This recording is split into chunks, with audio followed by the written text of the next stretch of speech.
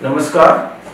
Trishala foundation के YouTube channel में आप सभी का स्वागत है। इस चैनल को लाइक करने वालों में हमारे जो पेरेंट्स हैं, थेरेपिस्ट हैं, सोशल वर्कर हैं, बहुत सारे स्पेशलिस्ट हैं जो अक्सर इस YouTube चैनल पर उपलब्ध तमाम जानकारियों को लेते रहते हैं। आज जो मैं टॉपिक के बारे में बात करने जा रहा हूँ वो डायप्लेजिक स्पास्टिक सेरेब्रल पाल्सी है, जो कि सेरेब्रल पाल्सी में सबसे कॉमनेस्ट वैरायटी होता है। डायप्लेजिक स्पास्टिक सेरेब्रल पाल्सी का मतलब होता है कि बच्चे के दोनों पैर बहुत ज़्यादा प्रभावित हैं और हाथों में हल्की फुल्की प्रॉब्लम्स हैं।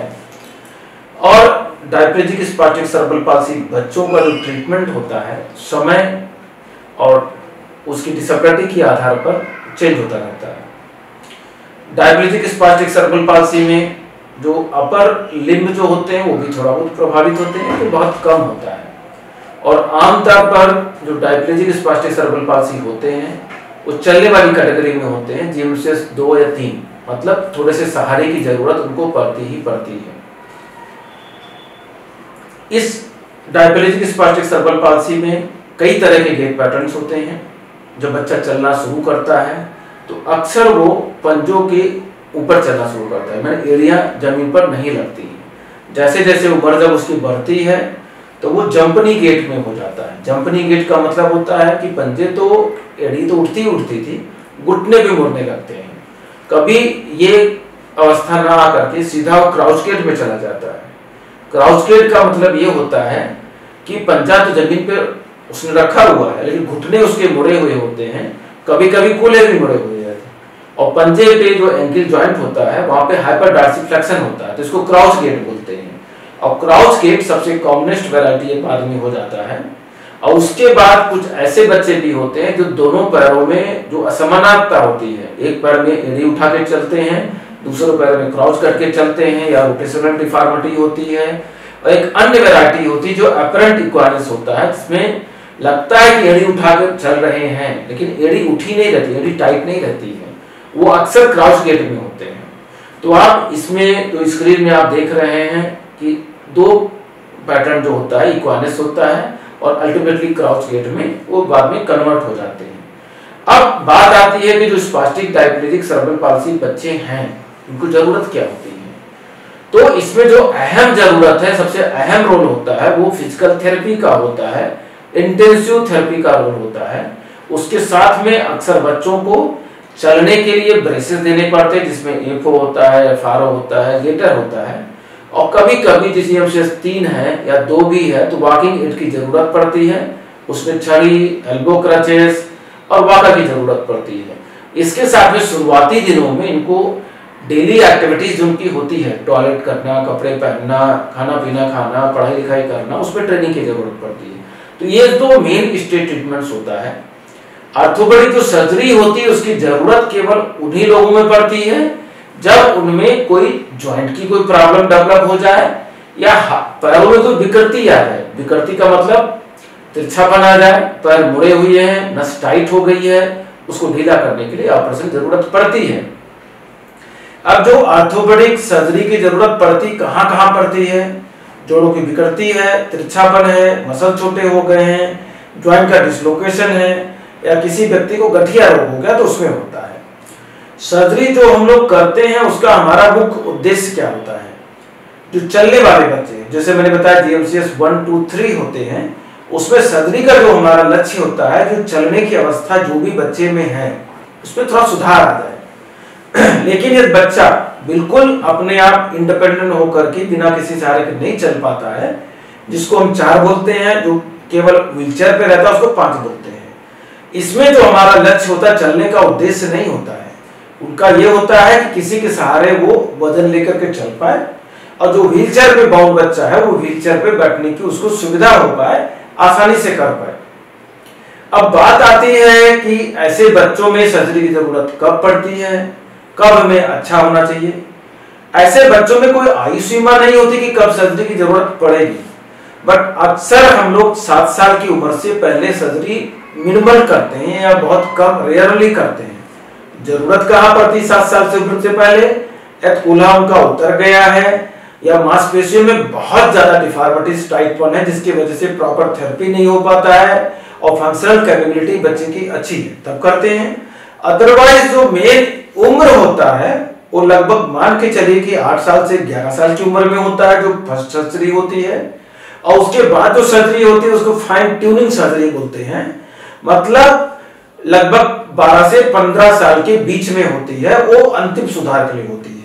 और एडल्ट में सर्जरी तब करते हैं जब पहले कभी सर्जरी हुई ना हो या किसी तरह के नई डिफॉर्मिटीज डेवलप हो गई हो। अब उसके लिए क्या होती है कि जरूरत क्या होती है, सर्जरी हम कब कर सकते हैं, क्या उसका बैकग्राउंड होना चाहिए, क्या हर बच्चे में सर्जरी कर सकते हैं। सर्जरी करने के पहले कुछ जो बातें होती हैं उन पर निर्धारित करना बहुत जरूरी होता है, क्योंकि सर्जरी तो एक ट्रीटमेंट का पार्ट होता है। उसके अलावा ऐसे बच्चों में इंटेंसिव थेरेपी और उनका प्रॉपर केयर करना बहुत जरूरी होता है, इसलिए परिवार का अच्छा सहयोग बहुत इंपॉर्टेंट होता है। और सर्जरी के तुरंत बाद इंटेंसिव थेरेपी की जरूरत पड़ती है, तो सर्जरी ऐसे पेरेंट्स को वहीं पे कराना चाहिए जहां पे थेरेपी की अच्छी व्यवस्था हो, जहां पे उस तरह के थेरेपिस्ट अवेलेबल हो, जहां पे सेरेब्रल पाल्सी के लिए ट्रीटमेंट करने वाले ही थेरेपिस्ट हों। ऐसा ना हो कि सेरेब्रल पाल्सी के बारे में विस्तृत नॉलेज ना हो, जनरल थेरेपी हुआ और जो सर्जरी किया भी गया उसका अच्छा रिस्पांस नहीं मिल पाता है। इसके साथ में बच्चे का स्वास्थ्य अच्छा हो, उसकी आईक्यू नॉर्मल हो या कम भी हो तो बहुत हल्का फुल्का, बहुत ज्यादा कम होगा तो रिहैबिलिटेशन में वो कोऑपरेट नहीं करेगा, तो वो सर्जरी के रिजल्ट जो हमको मिलने चाहिए तो वो नहीं मिल पाते हैं। मोटिवेटेड बच्चे चाहिए हमें, मोटिवेटेड बच्चा रहता है, उसको मोटिवेट करना होता है कि नहीं हमको चलना है, हमको मेहनत करनी है, तो ऐसे बच्चों में रिजल्ट्स आशा से कहीं अच्छे ज्यादा परिणाम मिलते हैं। और उसके अलावा बच्चे में घोड़ा बनकर के चलना, घुटने के बल चलना, सहारे के साथ हो सकता थोड़ा बहुत हो, हाथों से काम कर लेना, चीजों को समझ पाना, ये जो अच्छी कार्यात्मक क्षमता है, ये सब चीजें होना बहुत जरूरी है। तो कहने का मेरा तात्पर्य है कि सर्जरी किसी बच्चे में कर सकते हैं, लेकिन अच्छा रिजल्ट पाने के लिए ये कुछ जो पॉइंट्स हमने बताए हैं 6-7, उनका होना बहुत जरूरी है। और हमारा सर्जरी का जो उद्देश्य है बहुत ही प्रिसाइज होना चाहिए, और पेरेंट्स को समझने की जरूरत है कि सर्जरी के द्वारा बच्चा चल नहीं सकता है। सर्जरी का पर्पस है कि बच्चे में जो किसी तरह के दिव्यांगता, जो हाथ पैर मुड़े हुए हैं, जो विकृति आ गई, उनको ठीक किया जा सकता है। और जो चलने की प्रक्रिया है, जो कार्यात्मक क्षमता की प्रक्रिया है, वो केवल इंटेंसिव थेरेपी और ट्रेनिंग से ही आ सकता है। अब इतनी सब जानकारी होने के बाद अगला पड़ाव आता है कि कैसे प्रोसीड करें, माने किस बच्चे में सर्जरी की जरूरत है, क्या क्या जरूरत है, कब करना पड़ेगा। इसके लिए प्रॉपर डिटेल इवैल्यूएशन बहुत ही इंपॉर्टेंट होता है, और उस इवैल्यूएशन के कई पार्ट्स होते हैं। सबसे पहले तो ये पता करना है कि बच्चे को सेरेब्रल पाल्सी है या कोई अन्य जेनेटिक बीमारियां हैं, क्योंकि जेनेटिक बीमारियों में जब सर्जरी मेजर करते हैं तो दोबारा रिकर होने के और डिटेरियोरेट होने के चांसेस रहते हैं। तो ये बहुत क्लियर होना चाहिए कि हाई रिस्क हिस्ट्री है, जन्म के समय से कैसे कैसे समस्याएं हुई हैं, जो डिसेबिलिटीज की बढ़ती नहीं जा रही हैं, फंक्शनल कैपेबिलिटी उसकी बनी हुई है, ये सब हिस्ट्री लेना पड़ता है। हिस्ट्री लेने के बाद बात आती है कि बच्चे का डिटेल इवैल्यूएशन। अक्सर लोग क्या होते हैं कि वीडियो भेज करके पूछते हैं कि डॉक्टर साहब ये वीडियो देख के बताइए बच्चा ठीक हो पाएगा, क्या इसका इलाज होगा, कितना खर्चा आएगा, क्या करना होगा। तो देखिए, बच्चे को केवल वीडियो देखने से ही बताना बहुत संभव नहीं होता है। बच्चे का डिटेल एनालिसिस, उसको सीधा लेटा करके, उल्टा लेटा करके, बैठा करके, खड़ा करके, चला करके, ये सब चीजों में देखना पड़ता है कि प्रॉब्लम्स कहाँ कहाँ है, किसकी वजह से है, किस जगह भी विकृति है, कौन सी मांसपेशियों में कमजोरी है, कौन सी मांसपेशियों में छोटापन हो रखा है। और इसको करने के बाद कुछ बच्चों में एक्सरे की भी जरूरत पड़ती है। और एक्सरे में सबसे महत्वपूर्ण जो होता है वो कोल्हे का जोड़ होता है, क्योंकि कोल्हे का जो जोड़ होता है जीएमसीएस 4 और 5 जो होते हैं, जो चलने वाले बच्चे नहीं होते हैं, उनमें डिस्लोकेशन के चांसेस बहुत ज्यादा होते हैं। उसके अलावा एक क्राउच गेट है, तो घुटने का, पंजे का भी एक्सरे जरूरत पड़ जाती है। इन सब चीजों को देख करके हमको ये देखना होता है उसका जीएमसीएस लेवल क्या है, एफएमएस लेवल क्या है, और उसका गेट एनालिसिस हम वापस करते हैं वीडियो देख करके। और वीडियो को भी हम 3 तरीके से देखते हैं, सामने से, साइड से, पीछे से। और स्लो मूविंग वीडियो में देखने के बाद हमको समझ में आ जाता है कि जो हमारी फिजिकल फाइंडिंग है वो गेट एनालिसिस से कैसे कोरिलेट होती है। अक्सर बहुत सारी जगहों पे गेट लैब होता है, लेकिन जहां तक हमारी बात है, मेरी बात है, 20 सालों से मैं काम कर रहा हूं, जो हम लोगों ने जो काम किया है वो वीडियो गेट एनालिसिस पे किया। जो भी वीडियो रिकॉर्डिंग हम लोग करते हैं उसको इवेलुएट करते हैं, उसके आधारित पर जो हमारी फिजिकल फाइंडिंग उसको कोरिलेट करके फिर सर्जरी को जाते हैं, उससे त्रुटियां होने की कम चांसेस हो जाते हैं। इसके अलावा जब हमारी पूरी प्लानिंग हो जाती है, एनेस्थेटिक चेकअप हो जाता है, ब्लड इन्वेस्टिगेशन हो जाता है, फिर हम अंडर एनेस्थीसिया जब बच्चा रिलैक्स होता है सर्जरी के जस्ट पहले फिर हम रीइवेलुएट करते हैं कि जो हमारी फाइंडिंग सर्जरी के पहले हमने क्लिनिक पे देखा हुआ है वही फाइंडिंग है या उसमें कुछ चेंज हुआ है। क्योंकि अक्सर क्या होता है, कुछ बच्चे जो डिस्टोनिया के होते हैं या मिक्स पैटर्न होता है उनमें डिटेल एवेल्युएशन करना थोड़ा सा मुश्किल होता है, बच्चा एंग्जायस बहुत ज्यादा हो रखा है, तो उन फाइंडिंग को हम अंडर एनेस्थीसिया जाते हैं, बच्चा रिलैक्स होगा तो जो विकृति होगी, विकृति की जो पिक्चर होगी बहुत सही से क्लियर हो जाती है, उस बेसिस पर हम लोग फाइनल प्लान बनता है और सर्जरी निर्धारित की जाती है।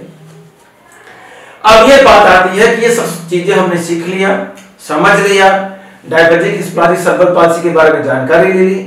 अब कौन कौन सी समस्याएं हैं जिनमें सर्जरी की जरूरत पड़ती है। कई गेट पैटर्न्स होते हैं, पंजों के बल चलना, घुटने मोड़ के चलना, पंजे बाहर करके प्लैनर वल्गस फिट्स होते हैं, सीजर होता है क्रॉस करके चलना या कूल्हे के उतर जाना, जिनमें सर्जरी की जरूरत बहुत ज्यादा पड़ती है। तो सबसे पहले हम लोग बात करते हैं जो बच्चे पंजे पे चलते हैं। पंजे पे चलने जो देखने पे होता है कि जिनके पंजे नॉर्मल भी हैं उसमें भी कुछ बच्चे दिखने लगते हैं कि अरे ये तो इक्वानस गेट होगा, एड़ी उठा के चल रहा है, बट प्रॉब्लम कहीं और होती है, जैसे घुटने पे होती है।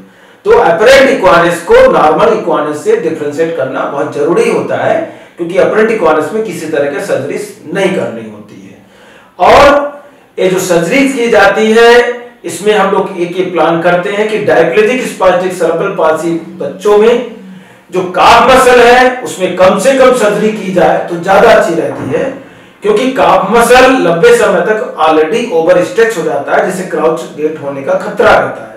यार बच्चा चलने फिरने में बहुत एक्टिव है, मांसपेशी में बहुत अच्छा बैलेंस है, सर्जरी करने की जरूरत पड़ती भी है, तो काफ मसल के ऊपर वाले पिंडलियों के ऊपर वाले हिस्सों में हम लोग सर्जरी करते, नीचे नहीं करते हैं, क्योंकि देखा गया है काफ मसल जो पिंडलियों की जो हील कार्ड होता है वहां पे ऑपरेट करते हैं, तो ऐसे करने से 50% जो पावर होता है काफ मसल का उसका कम हो जाता है, उससे क्राउच गेट करने होने की चांसेस आ जाते हैं, तो इसलिए उससे बचना चाहिए होता है। अब हम वीडियो दिखाते हैं जो 2 वॉकिंग बच्चे करते हैं। एक बच्चा आपके सामने है, उसकी उम्र 6.5 साल थी, पंजों की बल चलता था, उसकी जो सर्जरी की गई काफ मसल पे ऊपर की गई। क्यों? क्योंकि मैंने बताया कि नीचे नहीं करनी चाहिए, और 4 महीने की थेरेपी के बाद में पूरी सामान्य तरीके से वो बच्चा चलने लगा। दूसरा बच्चा देखेंगे जो जंपनी गेट के बारे में मैंने बताया कि पहले एड़ी उठा के चलते हैं, फिर नी पे भी घुटना झुकने लगता है। उस बच्चे में भी काफ मसल भी की गया, घुटने के पास जो हेमस्ट्रिंग मसल उसके भी हल्का सा रिलैक्स किया गया। उसके बाद थेरेपी में यहाँ पे 4 महीने रुके और अब सामान्य होकर के सीधा होकर के चलने लगा, तो ये जंपनी गेट था। अब हम बात करेंगे क्राउच गेट के बारे में। क्राउच गेट का मतलब ये होता है घुटने को मोड़ करके चलना। सामने वीडियो में आप देखेंगे बच्ची जो घुटने मोड़ के चल रही है, तो एड़ी भी उठी हुई है, उसकी कोला भी झुका हुआ है। ये सेरेब्रल पाल्सी में सबसे आम बात होती है, घुटना मोड़ करके चलना, और इसको समय पर ना रोका जाए तो बहुत तेजी से समस्या इसकी बढ़ जाती है। क्राउच गेट जो पिछले कई सालों पहले तक बात करें तो अक्सर हम जो सोचते थे कि घुटने के पीछे जो मांसपेशी है, जो हेमस्ट्रिंग मसल है, वो टाइट होगी, लेकिन अक्सर ऐसा नहीं पाया गया। जब अभी कई रिसर्च हुई उसमें देखा गया कि जो घुटने मोड़कर चलने की जो समस्याएं हैं वो कारण हो सकता है पंजे से कोल्हे तक के कोई भी कारण हो सकता है। पहला कारण होता है पंजे का बाहर जाना, प्लैनर वल्गस फिट होता है, पैर ही बाहर घूम जाना, एक्सटर्नल टिबियल टॉर्जन होता है, नी कैप ऊपर भाग जाना, या जो थाई की हड्डी होती है अंदर घूम जाना, या कूल्हे के ऊपर जो मांसपेशियां होती है वो टाइट हो जाती है।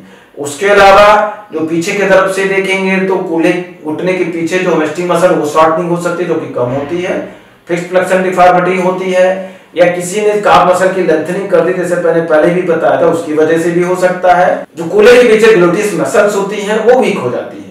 इसके अलावा जो ब्रेन का कंट्रोल भी एक बच्चे में बहुत कम हो, बहुत पुअर पेल्विक कंट्रोल, तो उसमें भी क्राउच गेट होने की संभावनाएं बनी रहती है। अब क्राउच गेट बहुत ही कॉमन होता है, इसको बचाया जा सकता है कुछ केसेस में, क्या कारण होता है उसको मैंने पहले ही बताया है। कैसे बचाया जा सकता है उसके जानने के लिए हम ये बताना चाहेंगे, जैसे टीए लेंथनिंग, जो हील कार्ड की लेंथनिंग करने से 50% रिडक्शन होता है, तो उसको करने से बचना चाहिए।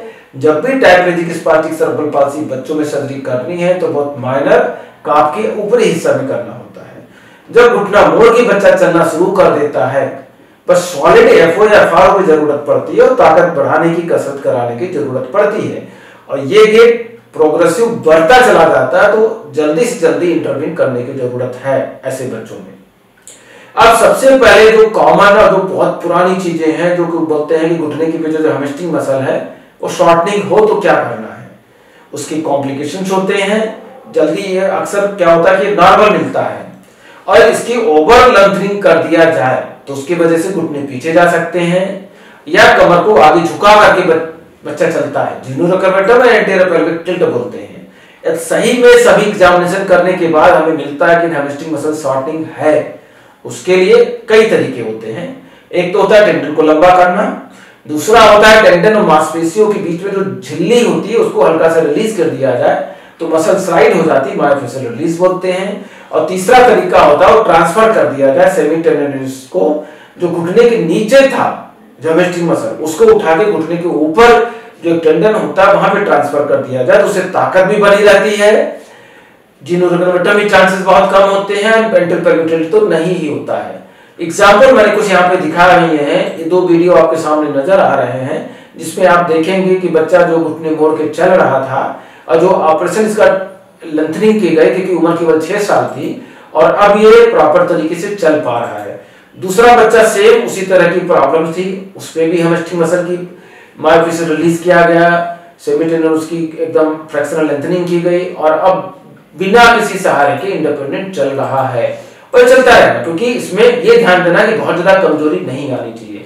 ये बच्चा आप देखेंगे इसका उम्र 8 साल है, ये घुटना मोड़ के चलता था, इसकी जो है सेमीटेनोसिस ट्रांसफर किया गया, हैमस्ट्रिंग मसल को ट्रांसफर किया गया घुटने के नीचे से घुटने के ऊपर की तरफ और 4 महीने के बाद में वो बच्चा प्रॉपर तरीके से चलने लगा। एक अगला बच्चा देखेंगे उसकी उम्र जबकि 11 साल है, वो घुटने मोड़ के बहुत चलते थे, एड़ी उठा के चलते थे, एड़ी पे केवल जो गैस्ट्रोलिमस मसल उसको ही बहुत हल्का सा मायोफेशियल रिलीज किया गया और घुटने के ऊपर जो टेंडन है जो हैमस्ट्रिंग मसल उसको ट्रांसफर किया गया, थेरेपी हुई और अभी अच्छे ढंग से चल पा रहा है। तो ऐसे ये सब केसेस, एक केस और देखेंगे उसमें देखेंगे इसमें भी वही टेंडन ट्रांसफर किया गया, घुटने मोड़ के चल रहे थे और अब वो सीधा होकर के पूरी तरीके से चल रहे हैं। अब अगली प्रॉब्लम्स आती है प्लेनोवल्गस फिट। प्लेनोवल्गस फिट का मतलब होता है पंजा को बाहर चले जाना।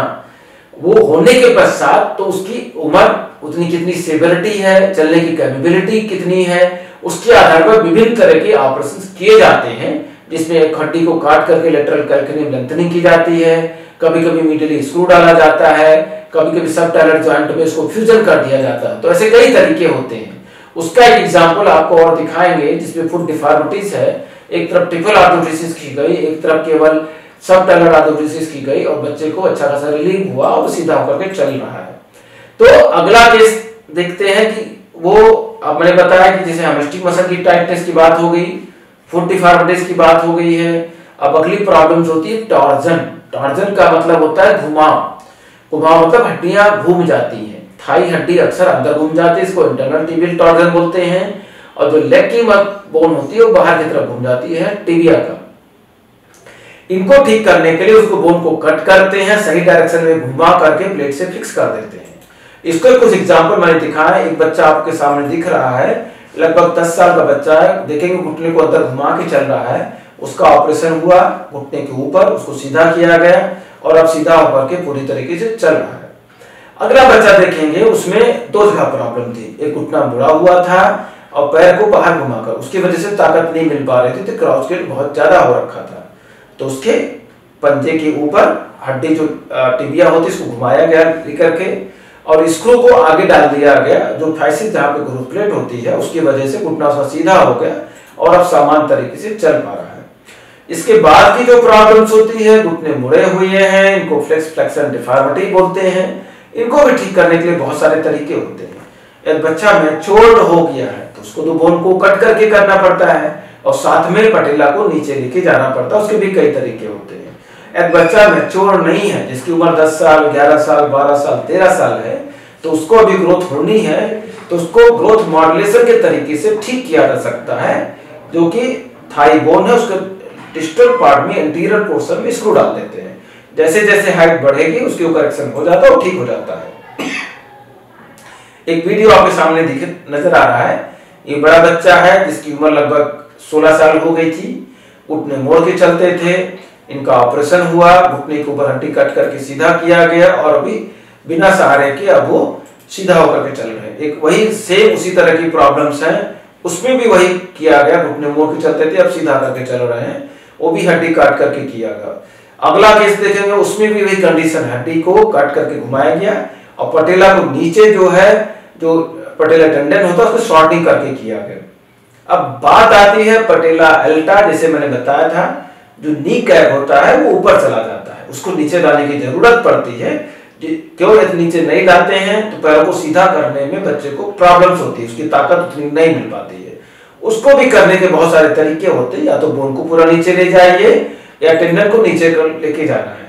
एक एग्जाम्पल आपके सामने यहाँ पे है, जो बच्ची क्रॉस गेट लेके चलती थी, उसका नी जॉइंट के ऊपर बोन को सीधा किया गया और टिबियल टोर्सिटी को ऑस्टियोटोमी करके उसको नीचे लाया गया, इसको उससे फिक्स किया गया और अब सामान्य तरीके से सीधा होकर के चल रही है। एक अगला बच्चा है जिसकी उम्र लगभग 25 साल था, बहुत ज्यादा डिफॉर्मिटीज थी, उसको भी ऑस्टियोटोमी करके सीधा किया गया, लेकिन टेंडन को काट करके शॉर्टिंग कर दी गई क्योंकि लंबा बहुत ज्यादा हो रखा था और अब सीधा होकर के चल रहा है।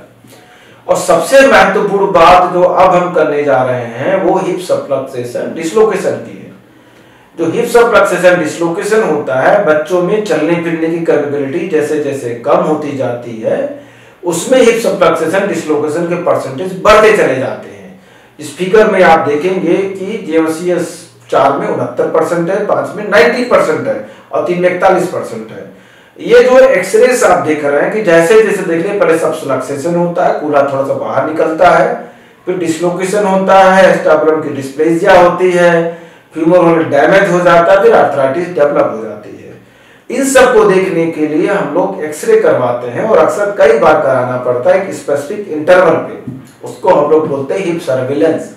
उसमें देखने के लिए हिप माइग्रेशन परसेंटेज होता है, ये बहुत जरूरी होता है उसको एग्जामिन करने के लिए। क्लिनिकली देख सकते हैं, सप्लीमेंट के लिए एक्सरे कराना बहुत ही अति आवश्यक होता है।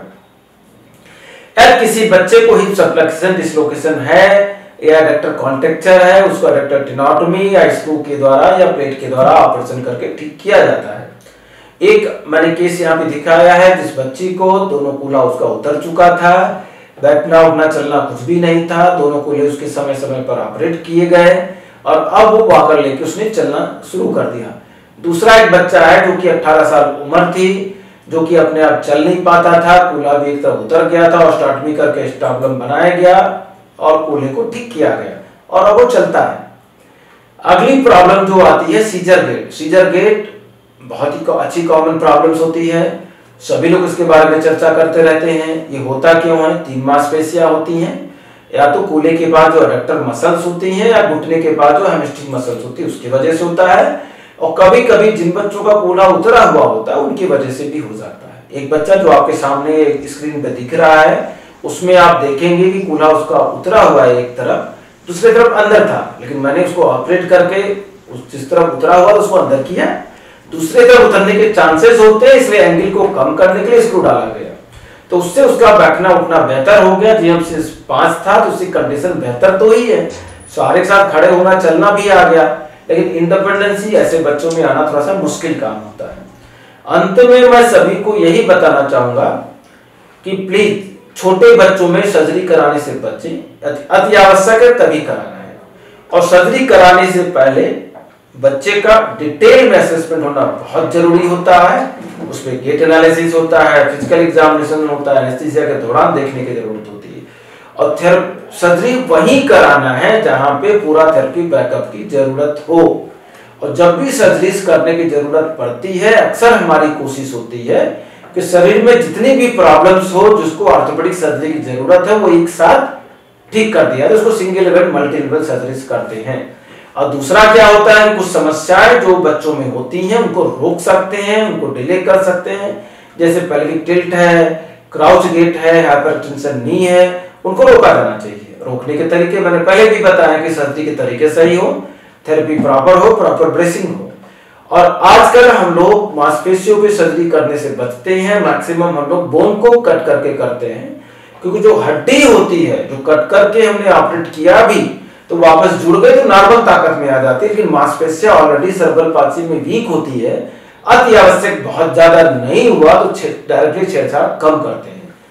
और ऐसे बच्चों को दीर्घकालीन लंबे समय तक आप अपने जो भी सर्जन हैं, जो भी थेरेपिस्ट हैं, जो भी आपके ट्रेनर हैं, उनकी निगरानी पर रहना अति आवश्यक है, क्योंकि उम्र बढ़ने के साथ साथ समस्याएं घटती बढ़ती रहती है।